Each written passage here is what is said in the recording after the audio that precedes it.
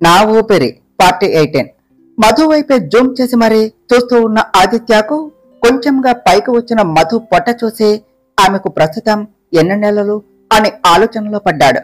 ప్రస్తుతం 2 అయి ఉంటాయి. ఇంకా 7 నెలలు అనుకుంటూ ఉన్న అతనికి మధు ఆఫీసులో అన్న మాటలు గుర్తుకు వచ్చాయి. ఇంతకీ మధు అసలు ఎక్కడ ఉన్నట్టు? ఏ హాస్టల్లో లేదు, పుట్టింట్లో లేదు, చిత్ర దగ్గర లేదు. ఎక్కడ ఉన్నది? ఎవరి దగ్గర ఉన్నది? ఇది ఖచ్చితంగా తెలుసుకోవాలి. అప్పుడే తన దగ్గరకి విడాకుల నోటీసులు పంపించవచ్చు. తరువాత నా బిడ్డ గురించి నేను కోర్టులో తేల్చుకుంటాను అని అనుకుంటూ ఉన్న అతని దగ్గరకు సావిత్రమ్మ గారు వచ్చారు. ఎప్పుడూ లేనిదే వాళ్ళ అమ్మమ్మ ఇలా తన గదిలోనికి రావటం చూసి ఆదిత్యకు భయం వేసింది. ఎక్కడా నిజం తెలిసిందేమో అని. ఆదిత్య చిత్ర పెళ్లికి ఎందుకు రాలేదు? పాపం తాను చాలా బాధపడింది అన్నారు ఆవిడ అక్కడ ఉన్న సోఫాలో కూర్చుంటూ. చరణ్ లేడు కదా అమ్మమ్మ, అందుకే వర్క్ ఎక్కువయ్యింది, రావటం కుదరలేదు అన్నాడు ఆదిత్య. తర్వాతైనా రావాల్సింది ఆదిత్య, వీలు ఉన్నప్పుడు ఒకసారి వాళ్ళ దగ్గరకు వెళ్ళు అన్నారు సావిత్రమ్మ గారు. అలాగే అన్నట్టుగా తల ఊపాడు ఆదిత్య. ఇంకా మధు ఎన్ని రోజులు అక్కడే ఉంటుంది ఆదిత్య అన్నారు సావిత్రమ్మ గారు. తన అమ్మమ్మ దృష్టిలో మధు తన పుట్టింట్లో ఉంది అన్న విషయం గుర్తుకు వచ్చి, తన ఇష్టం అమ్మమ్మ, ఈ సమయంలో తన వాళ్ళతో ఉండాలి అని ఉంటుంది కదా అన్నాడు ఆదిత్య. నీకు కూడా ఉంటుంది కదా ఆదిత్య, మధు నీతోనే ఉండాలి అని. నువ్వు తనని మిస్ అవటం లేదా అన్నారు సావిత్రమ్మ గారు. అక్కడే మొత్తం ఉండదు కదా అమ్మమ్మ, మధ్యలో తిరిగి వస్తుంది కదా అన్నాడు ఆదిత్య. ఆదిత్య సమాధానాలకి చాలా కోపం వచ్చింది సావిత్రమ్మ గారికి. ఆవిడకు మాత్రమే కాదు, కాళ్ళలో ఉండి వాళ్ళ మాటలు వింటూ ఉన్న మధుకు కూడా. తన భర్త తన విషయంలో ఇంత నెగ్లెక్ట్ గా ఉంటాడు అని ఆమె అస్సలు ఊహించలేదు. అయితే రేపు మీ అత్తింటి వాళ్ళని అడుగు ఆదిత్య, వాళ్ళు రేపు మన ఇంటికి వస్తున్నారట. ఇంకా ఎన్ని రోజులు తమ కూతురుని అక్కడే ఉంచుకుంటారా అని. సీమంతం అయ్యాక లేకపోతే డెలివరీ అప్పుడు తీసుకుని వెళ్ళాలి, కానీ ఇప్పుడే వెళ్తే ఎలా అన్నారు సావిత్రమ్మ గారు. ఒక్క క్షణం గతుక్కుమన్నాడు ఆదిత్య ఆవిడ మాటలకు.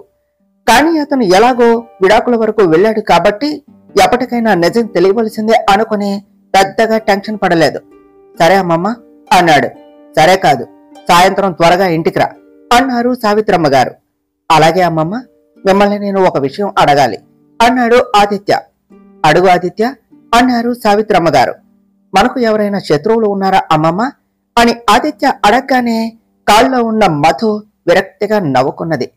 తన మాటల మీద తన భర్తకి ఎంతగా నమ్మకం ఉందో అని. మిత్రుల గురించి చెప్పగలం, కానీ శత్రువుల గురించి చెప్పలేం ఆదిత్య. శత్రువులు లేకుండా ఎవరు ఉండరు. అలాంటి జీవితం ఉంటే అంతకంటే వరం ఇంకేమీ ఉండదు. ఏమో, మనకే తెలియకుండా మన వెనుక శత్రువులు ఉండవచ్చు కదా అన్నారు సావిత్రమ్మ గారు. ఒకవేళ అదే నిజమైతే మనల్ని చంపాలి అని చూస్తారు కదా అమ్మమ్మ. చావాలి అని ఆల్రెడీ రాసిపెట్టినప్పుడు ఏదో అవటం వలన, ఎవరో ఏదో చేయటం వలన అది ఆగదు కదా అన్నాడు ఆదిత్య. సింహరాశి అమ్మాయి ఆదిత్య ప్రాణాలను కాపాడుతుంది అన్న పూజారి గారి మాటలు గుర్తుకు వచ్చాయి ఆవిడకు. మధు అన్ని ఆదిత్యకు చెప్పింది కాబట్టి అది దృష్టిలో పెట్టుకుని అడుగుతున్నాడు అని అర్థమయ్యి, కొన్నిసార్లు ప్రేమ కూడా మన రాతను మారుస్తుంది ఆదిత్య. అంతటి శక్తి ఉంటుంది దానికి. ఇందాక నువ్వు అన్నావు కదా, ఎవరో ఏదో చేయటం వలన చావబోయే మనం బ్రతకగలమా అని. వాళ్ళు మన కోసం అంత చేస్తున్నారు అంటే అది మన మీద ప్రేమతోనే కదా. నీ రాతలో నువ్వు చావాలి అని ఉన్నా కానీ నీ కోసం ఆరాటపడే ప్రేమ నీకు ఊపిరిపోస్తుంది అని క్షణం ఆగి, బిజినెస్ లో ఏమైనా సమస్యనా ఆదిత్య? శత్రువులు ఉన్నారా అని అడిగారు సావిత్రమ్మ గారు. ఆహా లేదమ్మమ్మ, బిజినెస్ పరంగా ఎలాంటి సమస్య లేదు. అమ్మమ్మ, నాకు మా అమ్మ నాన్న గురించి చెప్పవా అన్నాడు ఆదిత్య. ఇప్పటికే ఆలస్యం అయింది, పడుకో ఆదిత్య, రేపు చెప్తాను అని సులువుగా అక్కడ మాట దాటవేసి ఆవిడ మధు దగ్గరకు వెళ్లారు. చూసావా నానమ్మ, ఆదిత్యకు నా మీద ఎంత నమ్మకమో అని బాధగా అన్నది మధు. ఇన్ని రోజులు ఆదిత్యతో కలిసి ఉన్నావు కదా మధు, మరి వాడిది నిజమైన ప్రేమ అవునా కాదా అన్నారు సావిత్రమ్మ గారు. నేనంటే తనకి చాలా ప్రేమ నానమ్మ. పెళ్లి తర్వాత మేము ఇంత సంతోషంగా ఉంటాము అని అస్సలు అనుకోలేదు. ఆదిత్య నన్ను ప్రేమగా సంతోషంగా చూసుకున్నాడు. కానీ నేను చెప్పిన ఒకటే నిజం వలన నన్ను ఇప్పుడు విపరీతంగా ద్వేషిస్తున్నాడు. అదే నాకు కష్టంగా ఉన్నది అన్నది మధు. నమ్మకం లేకుండా ఎందుకు ఉంటుంది మధు? ఏమో, నువ్వు చెప్పే మాటల మీద నమ్మకం కలిగి అది నిజమో కాదో అని తెలుసుకునే ప్రయత్నం చేస్తున్నాడేమో. అదే అయితే మీ మధ్య దూరం తగ్గినట్టే కదా మధు అన్నారు సావిత్రమ్మ గారు. ఏదో మధు సంతోషం కోసం అలా చెప్పారు కానీ ఆదిత్య ప్రశ్న వెనుక అతని ఉద్దేశం ఏమిటో ఆవిడకు కూడా స్పష్టత లేదు. ఆవిడ మాటలో మధు నిజంగా నమ్మేసింది. తాను ఆఫీసుకు వెళ్లి మాట్లాడటం వల్లనే ఆదిత్యలో ఈ విధంగా ఆయన ఆలోచన వచ్చింది అని సంబరపడింది. కానీ అతను నిజంగా విడాకుల వరకు వెళ్ళాడు అని, అదే రేపు కుటుంబం అందరి ముందు బయట పెట్టబోతున్నాడు అని తెలిస్తే, తన పేరెంట్స్ వస్తున్నారు అని చెప్పాక ఆదిత్య ఏమీ అడగకపోవటం, అలాగే మెసేజ్ కానీ కాల్ కానీ చేయకపోవటం చూసి అమ్మయ్య అనుకుని దుప్పట కప్పుకొని బెడ్ మీద హాయిగా పడుకున్న ఆమెకు మరుక్షణమే మరో ఆలోచన రావటంతో ఒక్కసారిగా లేచి కూర్చున్నది. అలా లేచి కూర్చోవటం వలన ఆమె కడుపులో నొప్పి పుట్టడంతో అమ్మా అంటూ పొట్టని పట్టుకున్నది. సంతోషంగా ఉండవలసిన ఈ సమయంలో తనకు ఎన్ని టెన్షన్స్ వస్తున్నాయో గుర్తుకు వచ్చి తన పరిస్థితి మీద తనకే జాలి వేసింది. ఆదిత్య ప్రాణం కోసం ఏదైతే త్యాగం చేసిందో అదే ఇప్పుడు ఆమె పరిస్థితికి కారణమయ్యింది. మంచి చేయబోతే చెడు ఎదురైంది అంటే బహుశా ఇదేనేమో. మొబైల్ తీసుకొని కాస్త వాకింగ్ చేస్తూ, ఆదిత్య, అమ్మ వాళ్ళు రేపు వస్తున్నారు అని నాన్నమ్మతో నా ముందే చెప్పారు. నాన్నమ్మకు మన గురించి తెలియదు కాబట్టి నీకు కూడా చెప్పి ఉండవచ్చు. అయినా కూడా నువ్వు నాకు కాల్ చేసి రమ్మని అడగలేదు అంటే నీ మనసులో ఎలాంటి కుట్ర ఉన్నదో అర్థమవుతుంది. కానీ నేను అస్సలు సంతకం చేయను. అలాగే పెళ్ళయి సంవత్సరం అయితేనే విడాకులు వస్తాయి, అది గుర్తుపెట్టుకో ముందు అంటూ మెసేజ్ చేసింది మధు. వాళ్ళ నాన్నగారి కుటుంబం గురించి చెప్పిన మధు మాటలని ఆలోచిస్తూ ఉన్న ఆదిత్య నోటిఫికేషన్ సౌండ్ రావటంతో ఆమె పంపిన మెసేజ్ మొత్తం చదివి, నోటీసులు రాకపోతే నాకేమిటి, పెద్దల సమక్షంలో అయినా విడాకులు తీసుకుంటాను. నీ గురించి మీ వాళ్లకు కూడా తెలియాలి కదా, అదే పని మీద చెన్నైకి వచ్చావు అని రిప్లై ఇచ్చాడు. అయినా కూడా నేను రాను, వచ్చిన విడాకులకు నేను ఒప్పుకోను. ఎవరూ చేయని పని చేసిన నాకు ఇదేనా నువ్వు ఇచ్చే ఫలితం? అయినా నేనేమి ఏదో పిచ్చి వలన ఆ పని చేయలేదు. నిన్ను కాపాడుకోవటం కోసమే చేశాను. నీకు చెప్పిన కారణం కూడా నిజం. నిన్ను ఎవరు చంపాలని చూస్తున్నారో కూడా తెలుసుకున్నాను అని మెసేజ్ చేసింది మధు. కొత్త నాటకాలు వద్దు. నాకే మా అమ్మ నాన్న ఎలా ఉంటారో తెలియదు. నీకు వాళ్ళు అలాగే వాళ్ళ శత్రువుల గురించి తెలిసిందా అని మెసేజ్ చేశాడు ఆదిత్య. ఆదిత్య ఇక ఎంత చెప్పినా వినడు అని అర్థమయ్యి, అలాగే వాళ్ళ పుట్టింట్లో నిజం తెలిసి ఆదిత్యను బ్యాట్ చేసే ఉద్దేశం లేక అప్పటికప్పుడు ఓ ఆలోచన చేసి, మన మధ్య జరిగినది అలాగే ఈ విడాకుల గురించి నువ్వు మన 2 కుటుంబాలకు చెప్తే మన బిడ్డ మీద ఒట్టు అని మెసేజ్ చేసి మనసులోనే కడుపులో పెరుగుతూ ఉన్న బిడ్డకు క్షమాపణలు చెప్పుకున్నది మధు. ఆ మెసేజ్ చదివిన ఆదిత్యకు మధు మీద ఉన్న ద్వేషం ఇంకా రెట్టింపు అయిందనే చెప్పాలి. ఆమె ఇప్పుడు తన దగ్గర లేదు కాబట్టి ఆ కోపాన్నంతా మొబైల్ మీద చూపిస్తూ బలంగా నేలకేసి కొట్టాడు. ఖచ్చితంగా కాల్ చేసి తిడతాడు అని అతని ఫోన్ కోసమే ఎదురు చూస్తూ ఉంది మధు. అరగంట గడిచిన ఎలాంటి రెస్పాన్సు లేకపోవటంతో మధు ఇక పడుకున్నది. ఆదిత్య మాత్రం కోపంతో ఊగిపోతూ ఉన్నాడు. రేపు ఆమె వస్తే ఆమె సంగతి చూడాలి అని ఫిక్స్ అయ్యాడు. మర్నాడు ఆదిత్య ఆఫీసుకు వెళ్ళగానే జరిగినది అంతా సావిత్రమ్మ గారికి వివరించింది మధు. తన కుటుంబానికి తెలియకూడదు అన్న ఆమె ఆరాటం చూసి ఆవిడ కూడా ఏమీ మాట్లాడలేదు. ఆఫీస్కైతే వెళ్ళాడు కానీ మధు మాటల వలన దేని మీద కూడా శ్రద్ధ పెట్టలేకపోతున్నాడు ఆదిత్య. వెంటనే ఇంటికి వచ్చాడు. కారు సౌండ్ వినపడగానే అతనికి కనిపించకుండా తన రూమ్కు వెళ్ళింది. ఆమె పేరెంట్స్ సాయంత్రం వస్తారు అని తెలియటంతో లోనికి వస్తూ ఉన్న ఆదిత్యాన్ని చూస్తూ, ఏమిటి నాన్న, ఆరోగ్యం బాగానే ఉన్నదా అని అడిగారు సావిత్రమ్మ గారు. కొంచెం హెడేక్గా ఉంది అమ్మమ్మ, అందుకే వచ్చాను అన్నాడు ఆదిత్య. చరణ్ మళ్ళీ జాయిన్ అయ్యే వరకు నీకు ఈ పని తప్పదు. ఇప్పుడు అంతా నువ్వే చూసుకోవలసి వస్తుంది కదా అన్నారు సావిత్రమ్మ గారు. కొత్తగా పెళ్ళైంది కదా అమ్మమ్మ, రావటానికి ఇంకో వారం సమయం అయినా పడుతుంది వాడికి అని చెప్పి గదిలోనికి వెళ్ళాడు ఆదిత్య. ఆదిత్య మాటలకు చిన్నగా నవ్వుకున్నారు సావిత్రమ్మ గారు. 2 కారణాలు ఉన్నాయి ఆ నవ్వుకి. ఒకటి అబద్ధాల మీద అబద్ధాలు చెప్తూ ఉన్న ఆదిత్య మాటలకి, ఇంకొకటి ఇందాక చరణ్ ని వాడు అని సంబోధించినప్పుడు ఆ పిలుపులో ఎలాంటి ద్వేషం లేదు అని. అది కాక చరణ్ ని ఉద్యోగంలో నుండి తీసేసిన ఆదిత్య అతని స్థానంలో వేరే ఒకరిని రిక్రూట్మెంట్ చేయకపోవటం చూసే చరణ్ చేసిన పనికి అతని మనసు బాధపడింది. కాని ఆదిత్య మాత్రం దాన్ని కోపం అనుకుని దూరం పెట్టేశాడు అని ఆవిడకు అర్థమైపోయింది. సాయంత్రం నీలిమ కాలేజీ అలాగే భాస్కర్ గారి డ్యూటీ అవగానే మధు కుటుంబం అంతా తన అత్తగారింటికి స్టార్ట్ అయ్యారు. వాళ్ళ దృష్టిలో మధు తన అత్తగారింట్లో ఉంది కాబట్టి వాళ్లకు కాల్ చేసి ఎక్కడి వరకు వచ్చారో కనుక్కోమని, వాళ్ళ కోసం ఏదైనా స్నాక్స్ ప్రిపేర్ చేయాలి అని గది దాటి బయటకు వచ్చి పైన రైలింగ్ నుండే కిందకు చూసింది. లివింగ్ ఏరియాలో ఆదిత్య ఉన్నాడా లేడా అని. ఆదిత్య ఎక్కడా కనిపించకపోవటంతో తన ఫోన్ తీసుకుని కిందకు వచ్చి నేరుగా కిచెన్ లోనికి వెళ్ళింది. 10 నిమిషాల తర్వాత మధు ఫ్యామిలీ వచ్చారు. సావిత్రమ్మ గారు వాళ్ళని పలకరిస్తూ ఉండగానే ఆదిత్య కూడా కిందికి వచ్చాడు. కోపం మధు మీద కాబట్టి వాళ్ల మీద అస్సలు చూపించలేదు. ఎప్పటిలాగానే ఆప్యాయంగా పలకరించాడు. హాల్లో మాటలు వినిపించడంతో తన వాళ్ళు వచ్చారు అని అర్థమయ్యి కిచెన్ లో నుండి బయటకు వచ్చింది మధు. మొబల సవ్వడికి అటువైపు తల తిప్పిన ఆదిత్య ఆమె వైపే చూస్తూ ఉన్నాడు. అతనికి నచ్చినట్టుగా రెడీ అయినా కాని ఆమెను చూస్తూ ఉన్న అతని కళ్లల్లో కోపం తప్ప ఇంకెలాంటి భావం లేదు. శుభవార్త విన్నప్పటి నుండి ఆదిత్యాని ఇప్పుడే కలవటం కాబట్టి బాబా కంగ్రాట్స్ అని చెప్పింది నీలిమ.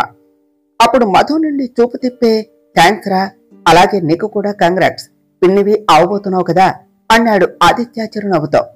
అలా అని నా నుండి పార్టీ తీసుకోవాలి అని చూడకు బావా, మర్చిపోయావా నువ్వు నాకు పార్టీ ఇస్తావు అన్న విషయం అన్నది నీలిమ. డెలివరీ అయ్యాక డబల్ పార్టీ ఇస్తానులే అన్నాడు ఆదిత్య. నిజంగా ఇస్తావా బావా, లేకపోతే ఇప్పుడు ఎస్కేప్ అవటం కోసం ఇలా చెప్తున్నావా అన్నది నీలిమ. లేదు లేదు, ఖచ్చితంగా ఇస్తాను అన్నాడు ఆదిత్య. పరిస్థితులు ఏవైనా కాని తన కుటుంబంతో అతను మునుపటిలా ఉండటం మధుకి సంతోషాన్ని ఇచ్చింది. మధు, నువ్వు కూడా వచ్చి కూర్చో, ఏదైనా ఉంటే గౌరీ చూసుకుంటుంది అని సావిత్రమ్మ గారు అనటంతో మధు హ్యాండ్స్ వాష్ చేసుకుని వచ్చి ఆదిత్య పక్కన కూర్చునే ధైర్యం లేక కళ్యాణి గారి పక్కన కూర్చున్నది. కుశల సమాచారం అయ్యాక ఆదిత్య, ఇప్పుడు మధుకి ఇంకో వారంలో 3వ నెల వస్తుంది, 5వ నెలకి సీమంతం చేస్తారు. ఎలాగో శుభవార్త అని తెలిసినప్పటి నుండి నువ్వు మధు మాతో ఉన్నది లేదు. అందుకే ఇప్పుడు మధుని తీసుకుని వెళతాము, డెలివరీ అయ్యాక పంపిస్తాము. ఏమంటావు మరి నువ్వు అని అడిగారు భాస్కర్ గారు. ఆ మాటకి గతుక్కుమన్న ఆదిత్య వాళ్ళ అమ్మమ్మ వైపు చూశాడు. ఆవిడకి అంతా తెలుసు అని అతనుకు తెలియదు కాబట్టి అతని ముఖంలో భయం స్పష్టంగా కనిపిస్తుంది ఆవిడకు. కాని అతడికి ఆవిడ ముఖంలో ఎలాంటి భావం కనిపించడం లేదు. ఇక్కడ మధుకు మాత్రం ఫుల్ టెన్షన్ గా ఉన్నది. సావిత్రమ్మ గారు తన భర్తని ఏమైనా అంటారేమో అని, అలాగే అందరూ వెళ్ళాక ఆమె చేసిన పిచ్చి పని వలన అతను ఏమైనా అంటాడేమో అని కూడా. ఏమిటి పెద్దమ్మ మౌనంగా ఉన్నారు, సమాధానం ఇవ్వటం లేదు అన్నారు భాస్కర్ గారు. పుట్టింటి వాళ్ళు కొన్ని చేయాలి అన్న సాంప్రదాయం ఉన్నప్పటికీ మధు మరి అన్ని నెలలు అక్కడ ఉండటం ఏమిటి భాస్కర్? డెలివరీ అయ్యే వరకు 6 నెలలు సమయం పడుతుంది, అయ్యాక 3 నెలలు. అన్ని నెలలు ఆదిత్య తన భార్యను వదిలి ఉండలేడు. అలాగే మధు కూడా అంతే. పైగా వాళ్లకు కూడా ఉంటుంది కదా కలిసి ఉండాలి అని. సీమంతం అప్పుడు తీసుకుని వెళ్లి మళ్ళీ డెలివరీకి తీసుకుని వెళ్లి 3 నెలల తర్వాత పంపించండి. అది అయితే నా అభిప్రాయం భాస్కర్. మరి ఆదిత్య మనసులో మధు మనసులో ఏముందో నాకు తెలియదు అన్నారు సావిత్రమ్మ గారు. సావిత్రమ్మ గారు చెప్పింది అంతా విని వాళ్ళ అంగీకారం కోసం వాళ్ళ వైపు చూశారు భాస్కర్, కళ్యాణి గారులు. మధు వెంటనే నేనైతే రాలేను నాన్న, ఇప్పుడే నాన్నమ్మ చెప్పినట్టుగా సీమంతంకు వచ్చి మళ్ళీ డెలివరీకి వస్తాను అన్నది.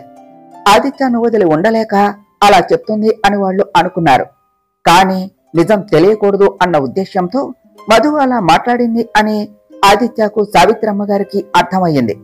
నువ్వు ఇలా అన్నాక ఇక ఆదిత్యను ఏమడుగుతాం, తాను కూడా నీ ఇష్టమే అంటాడు.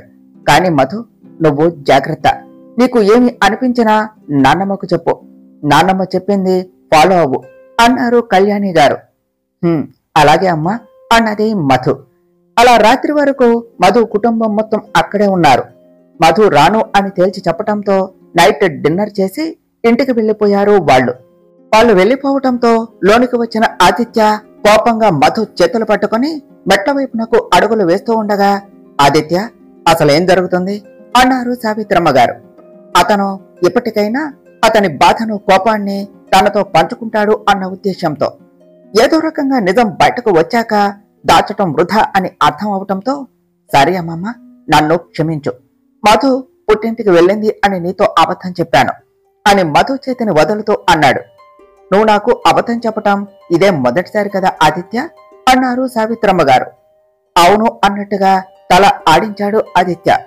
ఎందుకలా చేశావు? నీకు నిజంగా మధు మీద కోపంగా ఉంటే నాకు చెప్పవచ్చు కదా. నేను తనతో మాట్లాడేదాన్ని. నిన్ను ఎందుకు బాధ పెట్టిందో తెలుసుకునేదాన్ని. కానీ మధు ఇప్పుడు ప్రెగ్నెంట్. అటు పుట్టింట్లో లేక ఇటు ఇక్కడ లేక తాను ఎక్కడ ఉన్నట్టు అసలు ఎన్ని రోజులు ఇలా ఆలోచించావో నువ్వు ఏమైనా అన్నారు సావిత్రమ్మ గారు. నాన్నమ్మ, ఇప్పుడు అదంతా ఎందుకు అంటూ మధు ముందుకు రాగా, నువ్వు మాట్లాడుకు మధు. నేను ఏమి జరిగిందో నా మనవడి నోటి వెంట వినాలి అని అనుకుంటున్నాను. ఎందుకంటే కోపంగా ఉంది వాడు కాబట్టి. అంతలా కోపం తెప్పించే పని నువ్వు ఏం చేశావో నేను తెలుసుకోవాలి కదా అన్నారు సావిత్రమ్మ గారు. ఇక ఆవిడ ఎంత చెప్పినా వినరు అని మధుకి అర్థం అవటంతో ఒక మూలకు నిలబడి మౌనంగా ఉన్నది. అమ్మమ్మ, మధు నన్ను మోసం చేసింది. అందుకే తనని ఇంట్లో నుండి పంపించాను అన్నాడు ఆదిత్య. మోసమా? ఏ విషయంలో అని అడిగారు సావిత్రమ్మ గారు. ఆదిత్య జరిగినది అంతా వివరించాడు. అందుకే నువ్వు చరణ్ చిత్ర పెళ్లికి కూడా రాలేదు. వాళ్ళ మీద కూడా కోపంగా ఉన్నావు, అంతేనా అన్నారు సావిత్రమ్మ గారు. అంతే అమ్మమ్మ అన్నాడు ఆదిత్య. మోసం చేసింది మధు మాత్రమేనా ఆదిత్య? మీరు కాదా? మీ మధ్య కనీసం పరిచయం కాదు కదా, ప్రేమ కూడా లేదు. కానీ ఇరు కుటుంబాలకి ఏం చెప్పారో మర్చిపోయావా? అలా అబద్ధం చెప్పిన నువ్వే ఇప్పుడు మధు కుటుంబంతో ఆప్యాయంగా ఎలా మాట్లాడావో అసలు అన్నారు సావిత్రమ్మ గారు. జరిగిన పరిస్థితుల వలన ముందు అబద్ధం చెప్పవచ్చు, కానీ అది నిజం అమ్మమ్మ. మాకే తెలియకుండా మేము ఒకరితో ఒకరం ప్రేమలో పడ్డాము అన్నాడు ఆదిత్య. అంటే మధు పెళ్లికి ముందు అలా చేయటానికి గల కారణం నీ మీద ప్రేమతోనే, నువ్వు అన్నట్టుగా మోసం చేయలేదు అన్నారు సావిత్రమ్మ గారు. కాదు అమ్మమ్మ, అప్పుడు కారణం చెప్పలేదు, కానీ రీసెంట్ గా చెప్పింది. ఎందుకు అలా చేయవలసి వచ్చిందో అని అతను మాట్లాడబోతూ ఉండగా, కానీ నువ్వు అది నమ్మటం లేదు. నిన్ను సొంతం చేసుకోవటానికి మధు ఆడిన నాటకం అని అనుకుంటున్నావు, అంతేనా అని ఆవిడ అనగానే, అదే నిజం కాబట్టి మౌనంగా ఉన్నాడు ఆదిత్య. మీ మధ్య జరిగిన గొడవ అంతా నాకు మధు ముందే చెప్పింది ఆదిత్య. అసలు నాకు నువ్వు తండ్రివి అవ్వబోతున్న సంతోషం పంచుకున్నావా? ఒకసారి గుర్తు చేసుకో. కానీ నేను మధు ఆరోగ్యం గురించి అలాగే డెలివరీ గురించి నీతో మాట్లాడాను. కానీ అప్పుడైనా నీకు అనుమానం వచ్చిందా? నాకు శుభవార్త ఎలా తెలిసిందో అని. నాకు నువ్వు మధు తన పుట్టింట్లో కొన్ని రోజులు ఉండటానికి వెళ్ళింది అని చెప్పావు. అంటే ఏమిటి ఆదిత్య? మధుని శాశ్వతంగా నీ జీవితంలో నుండి పంపించే ఆలోచన ఉన్నదా? అందుకే ఇంత కఠినంగా మొండిగా ఉన్నావా అన్నారు సావిత్రమ్మ గారు. అమ్మమ్మ, నువ్వు నా వైపు నుండి ఆలోచించటం లేదు అసలు. మధు నేను ప్రేమించిన అమ్మాయి. చెన్నైలో అలా జరిగాక నేను ఎంత వేదన చెందానో నాకు మాత్రమే తెలుసు. మధు మాత్రమే కాకుండా ఇందులో చరణ్ చిత్రాల హస్తం కూడా ఉన్నది. ఎంతలా నమ్మాను నేను వాళ్ళను. కానీ వీళ్ళ ముగ్గురు కలిసి నన్ను మోసం చేశారు అన్నాడు ఆదిత్య. మధు కూడా నిన్ను ప్రేమించింది, అది ఎందుకు గుర్తులేదు నీకు? కానీ ఆదిత్య, మధు అలా చేయటానికి గల కారణం నీకు ఏదైతే చెప్పిందో అది ముమ్మాటికి నిజం అన్నారు సావిత్రమ్మ గారు. నానమ్మ అని మళ్ళీ ముందుకు వస్తూ భయంగా చూసింది మధు. ఆదిత్య మాత్రం ఆశ్చర్యముగా చూశాడు ఆవిడ వైపు. నమ్మలేనట్టుగా ఉన్నాయి అతని చూపులు. మధు, నువ్వు మధ్యలో రాకపోవటమే మంచిది. ఆదిత్య, ఏ అమ్మాయి కూడా అలా చేయటానికి ఒప్పుకోదు. కానీ మధు చేసింది ఎందుకు? నిన్ను కాపాడుకోవటం కోసం. ఆమె ఆరాటం వెనుక కారణం నీ మీద ఉన్న ప్రేమనే కదా. ఒకవేళ నువ్వు అనుకున్నట్టుగా అది ఒక అబద్ధపు కారణం అయితే ఇన్ని రోజులలో ఎప్పుడూ కూడా మధుది స్వచ్ఛమైన ప్రేమ అని అనిపించలేదా నీకు? నువ్వు కూడా పెళ్లికి ముందు తనని ప్రేమించాను అన్నావు కదా. మరి నీ ప్రేమ ఏమైంది ఆదిత్య? నిజంగా మధు తప్పు చేస్తే ఆ మాత్రం క్షమించలేవా నువ్వు? పైగా ఇప్పుడు ఉన్న క్షణాలు మీ జీవితంలో చాలా విలువైనవి. మీకోసం కాకపోయినా మీ బిడ్డ కోసం అయినా ఆలోచించాలి కదా అన్నారు సావిత్రమ్మ గారు. అమ్మమ్మ, ఇప్పటి వరకు నేను మధు మాటలో అస్సలు నమ్మలేదు. కానీ ఇప్పుడు నువ్వు చెప్పాక అది నిజమే అనిపిస్తుంది. అయినా కూడా నేను మధుని క్షమించలేను. ఎందుకంటే ఆ చెన్నైలో అలా జరిగాక నేను ఎంత బాధపడ్డానో నాకు తెలుసు. మధుకి బాధ ఉండవచ్చు, కానీ నాకు ఇప్పుడు అదంతా అనవసరం. కారణం అదే అయినప్పుడు డైరెక్ట్ గా నాతో మాట్లాడవలసింది. కానీ నా జీవితం గురించి తనే ఇష్టమైన నిర్ణయం తీసుకున్నది. ప్రేమ నిజమే అయితే ఇలా నన్ను బాధ పెడుతుందా? నువ్వే చెప్పు. నేను మధుని క్షమించలేను. అలాగే తనని నా జీవితంలోనికి మళ్ళీ రానివ్వలేను. దానికోసమే వాళ్ళ కుటుంబంతో మాట్లాడాలి అని అనుకున్నాను. మీ సమక్షంలో మధుతో విడాకులు తీసుకోవాలి అని అనుకున్నాను. నాకు ఇలాంటి ఆలోచన ఉన్నది కాబట్టే మధు ప్రెగ్నెంట్ అన్న విషయం నీకు చెప్పలేదు. ఇప్పుడు కూడా చెప్దాము అనుకుంటే పుట్టబోయే బిడ్డ మీద ఒట్టు వేసింది, చెప్పకు అని ఆవిడ ముందే మధు చెంప మీద ఒక్కటిచ్చి, నిజంగా నా మీద ప్రేమతోనే దగ్గర అయితే ఇలా బిడ్డ మీద ఒట్టు వేస్తావా? ఇంకెలా నమ్మాలి నిన్ను, నీ మాటలను, నీ ప్రేమను అని ఎర్రబడిన కళ్ళతో అరిచాడు ఆదిత్య. ఆదిత్య, కడుపుతో ఉన్న భార్య మీద చేయి చేసుకుంటావేమిటి అని సావిత్రమ్మ గారు ఆవేశంగా ముందుకు రాగా, నానమ్మ ప్లీజ్ ఆదిత్యను ఏమీ అనకండి. నేను పెళ్లి సమయంలో ఆదిత్య బాధను స్వయంగా చూశాను. తన కోపంలో న్యాయం ఎలాగైతే ఉన్నదో అతని మూర్ఖత్వం, మొండితనం కూడా అనవసరమే. అది అతను తెలుసుకుంటేనే మంచిది. అప్పటి వరకు మాకు ఈ ఎడబాటు తప్పదు. విడాకుల ఆలోచన ఆదిత్యకు మాత్రమే ఉన్నది, కానీ నాకు మాత్రం కాదు నానమ్మ. ఎప్పటికీ కూడా తాను నా వైపు నుండి అస్సలు ఆలోచించటం లేదు నానమ్మ. అదే నాకు బాధగా అనిపిస్తున్నది. కానీ నిజానికి ఆయుష్ ఎక్కువ అంటారు కదా, తెలియవలసిన సమయం వస్తే అదే తెలుస్తుంది. అప్పటి వరకు మీరు కూడా ఏమీ అనకండి అన్నదే మధు. ఇంత జరిగినా కూడా వెనకేసుకుని వస్తున్నావు ఏమిటి మధు? రేపటి రోజున దీని గురించి మీ పుట్టింటి వాళ్లకు తెలిస్తే ఎలా? పైగా నువ్వు ఉన్న పరిస్థితిలో ఎక్కడ ఉంటున్నావో కూడా తెలియదు. ఒంటరిగా ఉంటే నీకు పుట్టబోయే బిడ్డకు ప్రమాదమే అన్నారు సావిత్రమ్మ గారు. నేను మీతో ఉండకపోవచ్చు, కానీ మీకు దగ్గరగానే ఉంటున్నాను. ఆదిత్యను కాపాడుకోవాలి కదా నానమ్మ. అలాగే అమ్మ వాళ్ళ గురించి టెన్షన్ పడకండి, వాళ్లకు తెలియకుండా నేను చూసుకుంటాను అన్న ఆమె మాట పూర్తి కాకముందే, నాకు వచ్చే ప్రమాదమే నువ్వు నా జీవితంలో నుండి వెళ్లిపోతే నన్ను ఆ ప్రమాదం నుండి కాపాడినట్టు అవుతుంది అని ఆవేశంగా ఆమె మీద అరిచి గదిలోనికి వెళ్లిపోయాడు ఆదిత్య. వెళ్తున్న అతని వైపే కన్నీళ్లతో చూస్తూ ఉన్నది మధు. ఎందుకు మధు, వచ్చిన అవకాశాన్ని వదిలేలా చేశావు? నేను వాడితో మాట్లాడుతున్నాను కదా అన్నారు సావిత్రమ్మ గారు. ఒకరు చెప్తే నన్ను క్షమించటం కాదు నానమ్మ. నా ప్రేమ, నా మాటల మీద నమ్మకం కలిగి అప్పుడు క్షమించాలి. అలా అయితేనే మేము భవిష్యత్తులో సంతోషంగా ఉంటాం. లేకపోతే అనవసరమైన అపార్థాలతో ఇలాంటి ఎడబాటులు వస్తూనే ఉంటాయి మా మధ్య అన్నదే మధు. కాని ఇంకెప్పుడు మధు, నువ్వు నీ కుటుంబం గురించి, పుట్టబోయే బిడ్డ గురించి ఆలోచించటం లేదు. నీకు వాడి గతం, వాడి కుటుంబం, వాడికి వచ్చే ప్రమాదం, అలాగే వాడు చేసిన తప్పు తెలిసినా కూడా ఎందుకు సైలెంట్ గా ఉంటున్నావు? గట్టిగా నిలదీయాలి నువ్వు. నీ జీవితం గురించి నీకు ఆ మాత్రం బెంగలేదా? నువ్వు అన్నిటికీ మౌనంగా ఉండి పరిష్కారం చూపమని కాలానికి వదిలేస్తే ఇంకెప్పుడు వాడు తప్పు తెలుసుకునేది, ఇంకెప్పుడు మీరు కలుసుకునేది అన్నారు సావిత్రమ్మ గారు. అన్నీ తెలిసిన మీరే ఆదిత్య మాటలు విని ఇలా అంటారేమిటి నానమ్మ? ఎంత తప్పుగా ఆలోచిస్తున్నాడు అసలు నా గురించి. అది నిజం అని తనంతట తను తెలుసుకుంటేనే మంచిది నానమ్మ. నేను చెప్పినా, మీరు చెప్పినా నమ్మకపోగా అపార్థం చేసుకుంటాడు. అందుకే నేను కూడా ఏమీ మాట్లాడలేదు అన్నది మధు. నాకైతే అంత గందరగోళంగా ఉండదు మధు. ఓవైపు వాడికి వచ్చే ప్రమాదం, ఇంకోవైపు మీ జీవితం. అసలు నువ్వు నిజం చెప్పి తప్పు చేశావేమో అనిపిస్తుంది అన్నారు సావిత్రమ్మ గారు. స్వచ్ఛమైన ప్రేమ, బోలెడంత నమ్మకం ఉన్నప్పుడు బంధంలో దాపరికాలు ఉండటం కరెక్ట్ కాదు అన్న ఉద్దేశంతో చెప్పాను నానమ్మ. ఆదిత్య ఏ శిక్ష వేసినా సిద్ధమే అనుకుని చెప్పాను. కానీ ఈ విధంగా చేస్తాడు అని అస్సలు ఊహించలేదు. అలాగే ఈ ప్రెగ్నెన్సీని కూడా.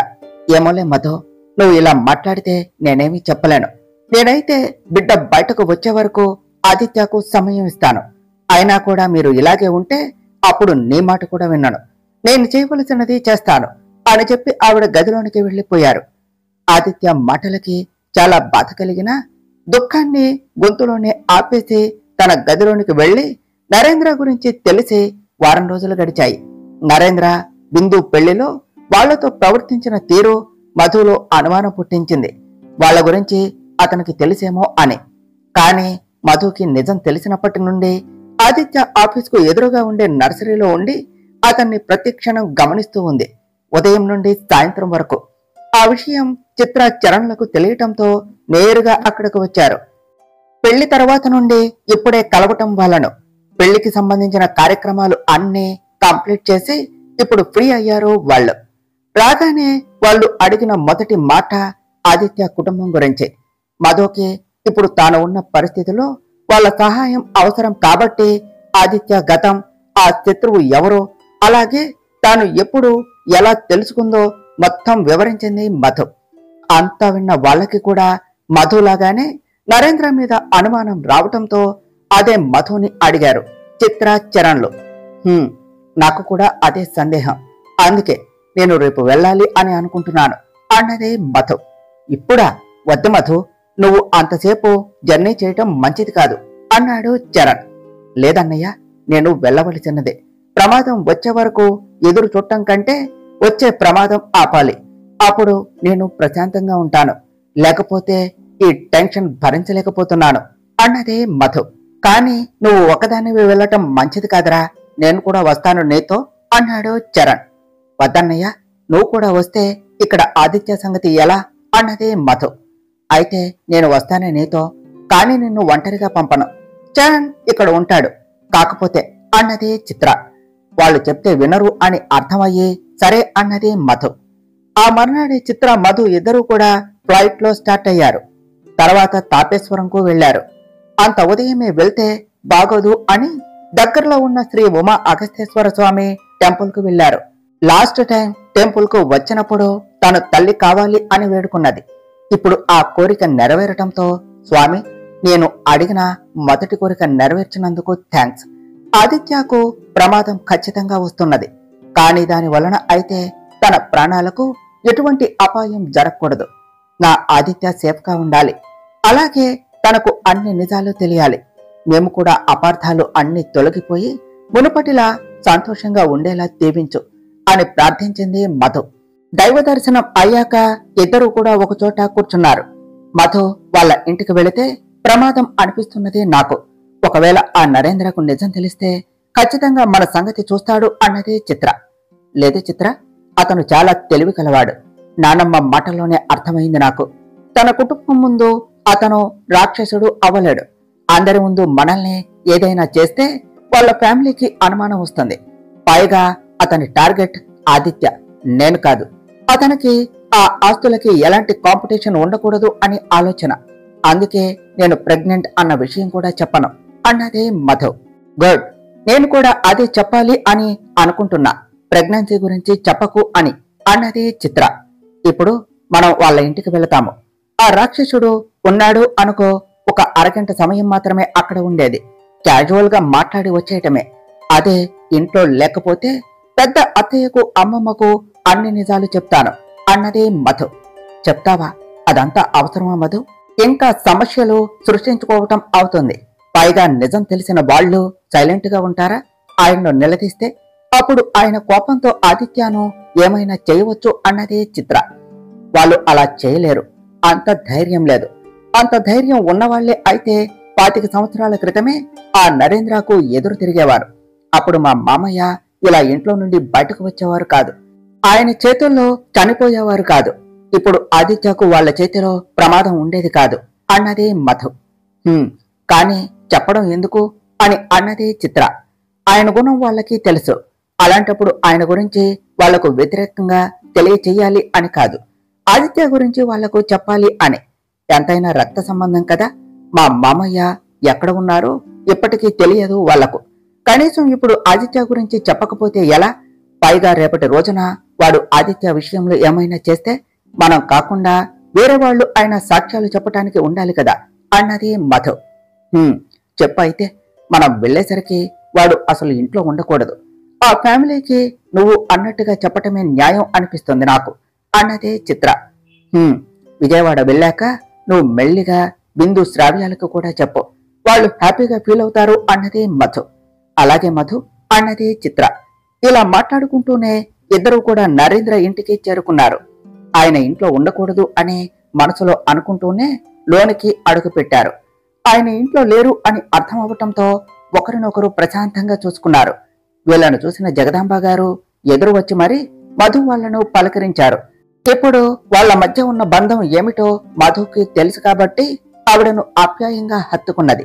ఆవిడకు కాస్త తేడాగా అనిపించటంతో ఎన్నో నెల మధు అని సంతోషంగా అడిగారు. ఇంకో 10 రోజులైతే 3 నెలలు పడతాయి అమ్మమ్మ అని ఆవిడను వదులుతూ చెప్పింది మధు. ఎంత మంచి శుభవార్త చెప్పావో మధు, ఎలాంటి ఆటంకం లేకుండా నీకు ప్రసవం చాలా సులువుగా అవ్వాలి అన్నారు జగదాంబ గారు. మీ ఆశీస్సులు ఇవ్వండి అమ్మమ్మ, అలాగే అవుతుంది అన్నదే మధు. ఆ తర్వాత చిత్ర కూడా ఆవిడను పలకరించింది. కిచెన్లో ఉండి వంట చేస్తూ ఉన్న యశోద గారు హాల్లో నుండి శబ్దాలు వినిపించటంతో బయటకు వచ్చి చూసి మధు వాళ్లను ఆప్యాయంగా పలకరించి లోనికి తీసుకుని వెళ్లి సోఫాలో కూర్చోపెట్టారు. అత్తయ్య, మీరు నానమ్మ అవబోతున్నారు అని చాలా సంతోషంగా చెప్పింది మధు. తనకు పుట్టబోయే బిడ్డ గురించి తన భర్తకు చెప్పే అవకాశం రాలేదు కాబట్టి ఆ ఇంటి వారసుడు గురించి వాళ్లకు ఆమె నేరుగా చెప్పడం ఆనందాన్ని ఇచ్చింది. ఈ శుభవార్త చెప్పటం కోసం ఇలాంటి సమయంలో అక్కడ నుండి ఇక్కడి వరకు వచ్చావా మధు అన్నారు యశోద గారు. ఈ శుభవార్త తెలుసుకోవలసిన అవసరం మీకు ఉన్నది అత్తయ్య, అందుకనే వచ్చాను. ఇప్పుడు మీ వారు అయితే రారు కదా అత్తయ్య ఇంటికి అన్నదే మధు. ఆహా, రారు, ధాన్యం అమ్మటానికి పక్క ఊరుకు వెళ్లారు అన్నారు యశోద గారు. అత్తయ్య, ఈ సమయంలో నేను అంత దూరం నుండి వచ్చి మీకు చెప్పడానికి కారణం ఏమిటంటే ఈ ఇంటి వారసుడు గురించి తెలుసుకునే హక్కు మీకు ఉంటుంది. మీ సంతోషం మీకు ఇవ్వాలి అని వచ్చాను అన్నది మధు. మధు మాటలు అర్థం కాక జగదాంబ గారు యశోద గారు ఆశ్చర్యంగా ఒకరిని ఒకరు చూసుకున్నారు. నా కడుపులో పెరిగేది ఈ ఇంటి వారసుడు అమ్మమ్మ, మీ చిన్న కొడుకు సురేంద్ర గారికి మనవడు రాబోతున్నాడు అన్నది మధు. సురేంద్ర గారి పేరు వినగానే ఇద్దరికి కళ్లల్లో సన్నని నీటిపొర. ఆదిత్య ఎవరో కాదు అమ్మమ్మ, ఈ ఇంటి ఏకైక వారసుడు, మీ చిన్న కొడుకు సురేంద్ర గారి కొడుకు అని తన ఫోన్లో ఉన్న సురేంద్ర వసుధాగారుల ఫోటో చూపించింది మధు. మధు, నువ్వు నిజం చెప్తున్నావు కదా తల్లి, ఆదిత్య నా మనవుడు కదా? అప్పటికే ఆవిడ కన్నీళ్లు చెంపల మీదకు చేరిపోయాయి. అవునమ్మమ్మ, నాకు కూడా ఈ మధ్యనే తెలిసింది, కాని ఆదిత్యకు ఇంకా తెలియదు అన్నది మధు. నీకెలా తెలిసింది మధు అని యశోద జగదాంబ గారు ఇద్దరూ ఒకేసారి అడిగారు. ఆదిత్య వల్ల అమ్మమ్మ ఉంది కదా, ఆ నాన్నమ్మ వలన తెలిసింది.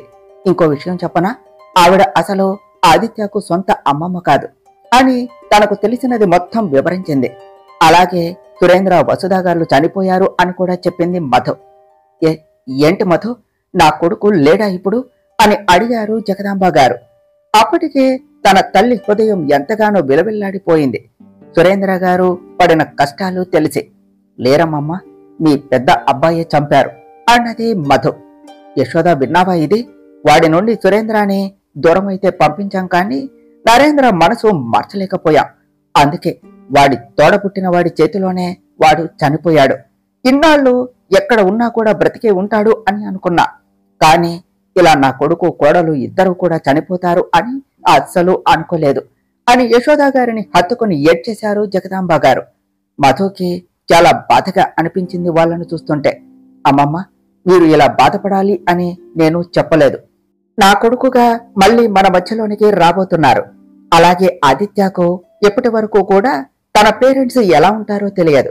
తను కోల్పోయిన ఉమ్మడి కుటుంబం, ఆ సంతోషాలు అన్నీ కూడా మీరు ఆదిత్యకు ఇవ్వాలి అమ్మమ్మ అన్నది మధు. అది నా పెద్ద కొడుకు ఉండగా అవదు మధు, నీకు ఇప్పటికే అర్థమై ఉంటుంది కదా వాడు ఎంత రాక్షసుడు అని. ఎదిరిస్తే మమ్మల్ని చంపేసి ఈ ఆస్తులన్నీ అనుభవిస్తాడు. దానికి వాడు అర్హుడు కాదు, అందుకే మౌనంగా ఉన్నాం అన్నారు జగదాంబ గారు. కానీ అమ్మమ్మ, ఇప్పుడు ఆదిత్యకు ప్రమాదం ఉన్నది ఆయన దగ్గర నుండి. ఆయనకు నిజం తెలుసో లేదో కాని ఒకవేళ తెలిస్తే అదే డబ్బు పిచ్చితో ఆదిత్య ప్రాణాలు తీసినా తీస్తాడు. బాలింత అని చూడకుండా మా అత్తయ్యను చంపాడు, తోడబుట్టినవాడు అని కూడా చూడకుండా మామయ్యను చంపాడు. ఇప్పుడు ఆదిత్య విషయంలో ఇలా చేయకుండా ఉంటాడు అన్న నమ్మకం కూడా లేదు అమ్మమ్మ నాకు. ఒకవేళ ఈయన చేతిలో ఆదిత్యకు ఏమైనా అయితే నన్ను నేను క్షమించుకోలేను. మా మధ్య ఎడబాటు ఏర్పడింది అమ్మమ్మ. ఇప్పుడు ఆదిత్య విషయంలో మీ సహాయం కావాలి నాకు. ఆయనకు నిజం తెలుసో లేదో తెలుసుకుని ప్రమాదాన్ని ఆపాలి అన్నదే మధు. ఏమైంది మధు? ఏదైనా గొడవనా? ఇప్పుడు ఉన్న పరిస్థితుల్లో ఇలా దూరంగా ఉండటం ఏమిటి అని అడిగారు యశోద గారు. అది అత్తయ్య, తన ప్రాణాల కోసం నేను ఎవరూ చేయని పని చేశాను. అది ఆదిత్యకు తప్పుగా అనిపించింది. విడాకులు కావాలి అంటూ కూర్చున్నాడు అని జరిగింది అంతా వివరించింది మధు. నీకు ఎన్ని ధన్యవాదాలు చెప్పినా తక్కువే మధు, ఆదిత్య విషయంలో నువ్వు చేసిన త్యాగానికి. సురేంద్ర లేని మాకు ఆదిత్యను నువ్వే ఇస్తున్నావు. నువ్వు చేసిన త్యాగం వలనే, లేకపోతే అంత సులువుగా నువ్వు వాడి జీవితంలోనికి వచ్చేదానివి కాదు అన్నారు జగదాంబ గారు. కానీ ఇప్పుడు ఆదిత్య విషయంలో ఏం చేద్దాం అమ్మమ్మ అన్నది మధు. వాడికి తెలుసో లేదో మేము తెలుసుకుంటాం మధు.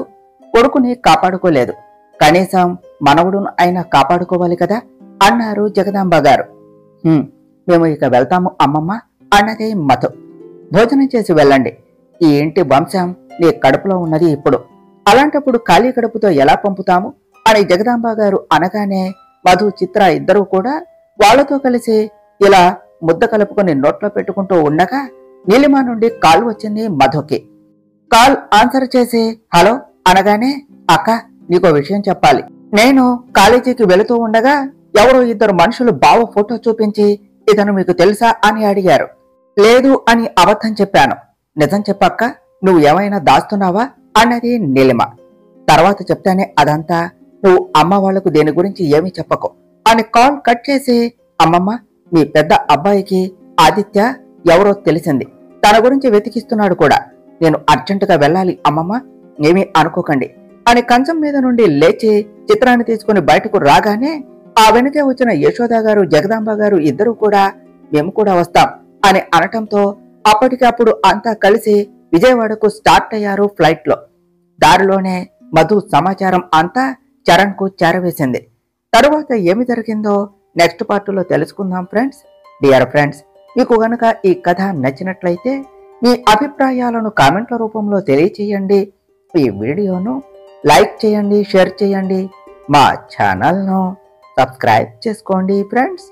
Thank you.